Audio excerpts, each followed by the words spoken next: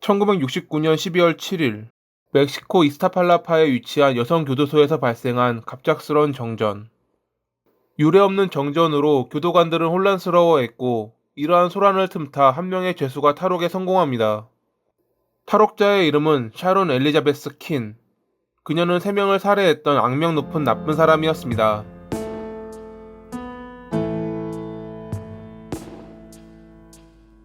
1939년 11월 30일에 미국 미주리주 인디펜던스에서 태어난 그녀는 16살이 되던 해 여름 22살의 대학생 제임스를 교회에서 만나게 됩니다. 둘은 곧 사랑에 빠졌고 샤론은 임신했습니다. 이 사실을 알리자 자신이 책임지겠다며 그녀의 손을 잡았던 제임스. 결국 샤론은 나이를 18살로 속여 혼인신고서를 작성했고 1956년 10월 18일에 둘은 결혼에 성공했습니다. 제임스는 생계를 위해 잠시 대학 생활을 중단한 뒤 항공사의 전기 엔지니어로 일했고 샤론 역시 아르바이트를 시작했습니다. 무리했던 탓일까요? 샤론은 유산을 했습니다. 하지만 곧 슬픔을 이겨내고 다시 임신에 성공한 그녀는 1957년에 딸 다나를 출산했습니다. 딸을 키우기 위해 아르바이트를 그만두었던 샤론은 이 시기부터 사치에 빠지기 시작했습니다. 제임스는 그런 샤론을 나무랐지만 그녀는 스트레스를 푸는 유일한 해결책이라며 흐느꼈고 결국 제임스는 돈을 더 벌기 위해 야간 근무까지 신청하게 됩니다. 제임스가 힘들게 번 돈으로 항상 쇼핑하러 다녔던 샤론. 어느 날부터 그녀의 옆에는 다른 남자가 자리하고 있었습니다. 둘째 아이를 낳을 무렵 샤론은 고등학교 친구였던 존과 깊은 관계를 맺고 있었죠. 1960년 초 이 사실을 알게 된 제임스는 결국 견디다 못해 그녀에게 이혼을 요구했습니다. 그러자 샤론은 다음과 같은 조건을 붙입니다. 집과 양육권은 포기할 것, 거기에 $1000의 위자료. 불륜을 저지른 아내가 역으로 이러한 조건을 내걸자 제임스는 기가 찼지만 이미 그는 어떠한 대가를 치르더라도 이혼을 하고 싶다는 마음이 앞섰습니다. 하지만 제임스의 바램은 결국 이뤄지지 않았습니다. 그의 죽음으로 인해 말이죠. 1960년 3월 19일 오후 5시 30분 무렵 제임스가 자고 있던 침실에서 한 발의 총성이 울렸습니다. 잠시 후 도착한 경찰에게 샤론은 2살배기 딸이 제임스의 총을 갖고 놀다가 그를 실수로 쏘았다고 주장했습니다. 처음 경찰은 샤론의 말을 믿지 않았지만 이웃들로부터 가끔 제임스가 딸에게 총을 갖고 놀도록 허락했다는 이야기와 딸이 총의 방아쇠를 당길 힘이 충분했다는 실험을 통해 결국 제임스의 죽음은 우발적인 사건으로 마무리됐습니다. 샤론은 제임스의 죽음으로 보험금 29,000달러를 수령했는데 이는 오늘날로 치면 대략 23만 달러로 하나로는 대략 2억 6천만 원에 해당하는 금액이었습니다. 제임스가 죽고 나서 한 달 후에 샤론은 차를 사기 위해 대리점에 방문했고 거기서 만난 월터와 사랑에 빠졌습니다.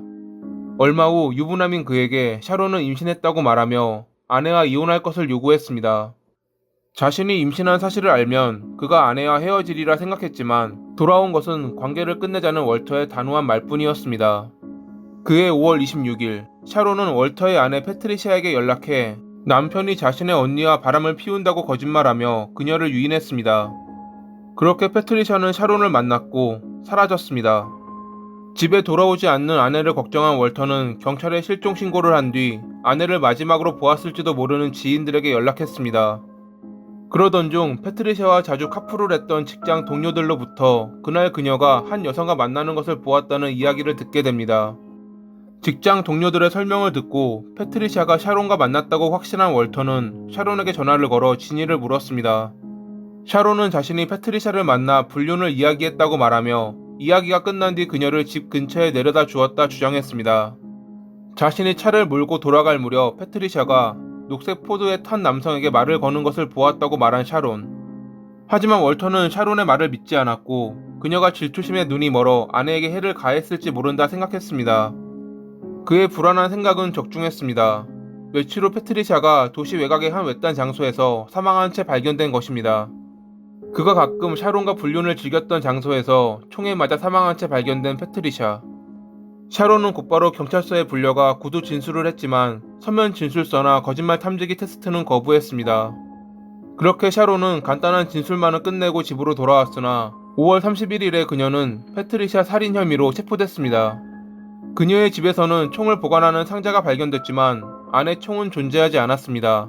샤론은 워싱턴 여행 중에 총을 잃어버렸다고 말했지만 경찰은 이를 믿지 않았죠. 그녀가 예전에 소유하고 있던 총이 22구경이었고 범인이 사용한 총 역시 22구경이었기에 그녀는 더 의심받았습니다. 이후 열린 공판에서 그녀는 6월 16일로 예정돼 있던 예비 심리를 기다리는 동안 2만 달러의 보석금을 내고 풀려났습니다. 검찰은 27명의 증인을 내세우며 샤론의 범행을 입증하려 했지만 정확한 물적 증거가 없었기에 재판은 불리하게 돌아갔습니다. 결국 배심원단은 검찰의 주장에 허점이 너무 많다며 샤론에게 무죄를 판결합니다. 그렇게 무죄로 풀려나는 듯 보였던 샤론을 검찰은 남편이었던 제임스의 죽음에 그녀가 관여돼 있다 주장하며 살인 혐의로 다시 한번 기소했습니다. 샤론의 변호사는 제임스의 죽음은 우연히 발생한 사고라 주장했지만 검찰은 제임스가 과거 이혼을 마음먹었다는 이야기를 꺼내며 여러 증인을 내세웠습니다. 샤론의 한 지인은 과거 제임스에게 이혼 이야기를 들은 샤론이 남편을 죽일 수 있는 사람에게는 $1000를 주겠다는 제안을 했다 주장했고, 또 다른 지인은 제임스가 평소 딸에게 총을 갖고 놀게 한 것은 사실이지만 언제나 보관할 때는 손이 닿지 않는 장소에 두었다 주장했습니다. 또한 샤론이 딸에게 가짜 총을 쥐어주며 제임스를 쏘는 흉내를 내게 시키는 것을 자주 보았다는 지인의 진술로 이번 재판은 샤론에게 불리하게 돌아갔습니다. 1962년 1월 11일 결국 5시간의 심의 끝에 배심원단은 샤론에게 유죄를 판결했고 판사는 그녀에게 무기징역을 선고했습니다.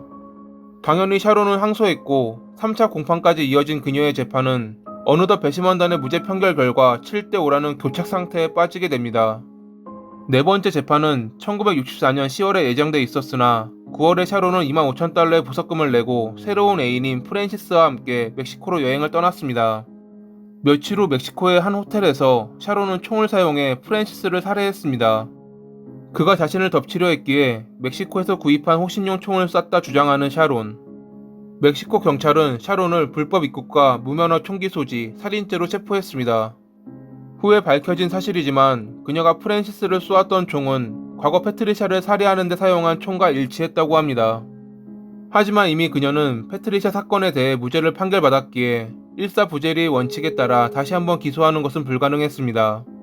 체포된 샤론은 멕시코에서 13년의 징역을 선고받고 감옥에 수감됐습니다. 그로부터 5년 뒤인 1969년 12월 7일 그녀가 수감돼 있던 교도소에서 유례없는 정전이 발생했고 그 틈을 타 그녀는 탈옥에 성공했습니다. 12월 18일에 멕시코 경찰은 탈옥한 죄수를 찾는데 더는 관여하지 않는다는 보고를 했고 연방지방검사는 탈옥에 대한 책임을 지방검찰청에 돌리며 사건은 흐지부지 됐습니다. 이것으로 인해 어떤 이들은 샤론이 교도관들에게 뇌물을 주고 탈옥에 성공했다는 이야기를 하기도 했지만 밝혀진 사실은 없습니다. 프랜시스 가족들의 손에 의해 살해됐다는 이야기도 있지만 이건 역시 그저 소문에 불과할 뿐이죠. 2021년 지금까지도 그녀의 소식을 아는 이는 없습니다. 누구의 말처럼 이미 사망했을지도 모릅니다. 죗값을 치르지 않고 도망간 그녀가 죽을 때는 고통 속에 몸부림치며 지옥으로 끌려갔기를 기도합니다. 오늘도 시청해주셔서 감사합니다.